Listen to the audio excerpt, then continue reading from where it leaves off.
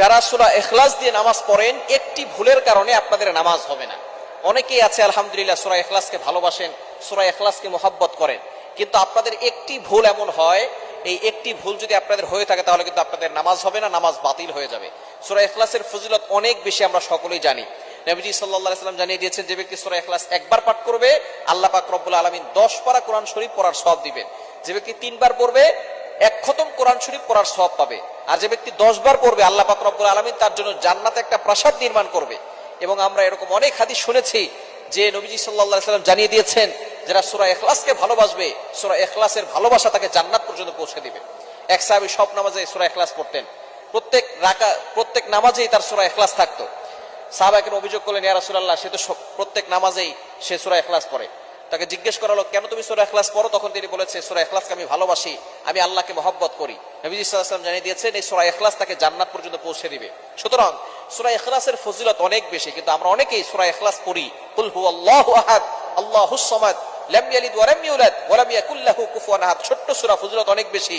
এই কারণে আমরা অনেকেই সূরা ইখলাস দিয়ে নামাজ পড়ি, কিন্তু আমাদের একটা ভুলের কারণে নামাজ বাতিল হয়। সেটা কি? আমরা অনেকে কফের জায়গায় কাফ পড়ি। একটা হচ্ছে কফ আর একটা হচ্ছে কাফ। কাফটা একটু পাতলা হবে, চিকন হবে, আর কফ একটু শক্ত করে পড়তে হবে। অনেকে এই ভুলটা করে। কফ দিয়ে পড়লে কুল হুয়াল্লাহু আহাদ, এটা যদি আপনি পড়েন তাহলে অর্থ হবে, নবী আপনি বলুন আল্লাহ এক, অদ্বিতীয়। আল্লাহ পাক রব্বুল আলামিন তার পরিচয় দিচ্ছেন এখানে। আল্লাহ পাক রব্বুল আলামিন এখানে বলছেন কুল হুয়াল্লাহু আহাদ, এখানে কফ দিয়ে পড়ছেন। কিন্তু অনেকেই ভুল করে, উচ্চারণ সঠিক না হওয়ার কারণে তারা পরে কাফ দিয়ে কুল হুয়াল্লাহ। কুল শব্দের অর্থ হচ্ছে খাওয়া, আপনি খান। হুয়াল্লাহু আহাদ, আল্লাহ এক। সুতরাং কোরআন শরীফের কোন অর্থ যদি চেঞ্জ হয়ে যায় তাহলে আপনার নামাজ হবে না, নামাজ বাতিল হয়ে যাবে। আপনার একটা উচ্চারণের কারণে, যেখানে কফের জায়গায় কাফ পড়তেছেন, যার কারণে আপনার উচ্চারণের কারণে একটা অক্ষর পরিবর্তন হয়ে গেছে, যার কারণে অর্থের চেঞ্জ চলে আসছে। এরকম শুধু সূরা ইখলাসে নয়, পবিত্র কোরআনুল কারীমের যেখানেই আপনি যদি উচ্চারণ সঠিকভাবে না পারেন, সঠিকভাবে না করেন, তাহলে কিন্তু অর্থ চেঞ্জ হওয়ার সম্ভাবনা আছে, যার কারণে আপনার নামাজ বাতিল হয়ে যাবে। যেখানে আল্লাহ বলছেন কুল হুয়াল্লাহু আহাদ, আল্লাহ এক, নবী হে আপনি বলুন আল্লাহ এক, আল্লাহ অদ্বিতীয়, সেখানে যদি আপনি বলেন কুল হুয়াল্লাহু আহাদ তাহলে অর্থ হবে, নবী আপনি খান, আল্লাহ এক।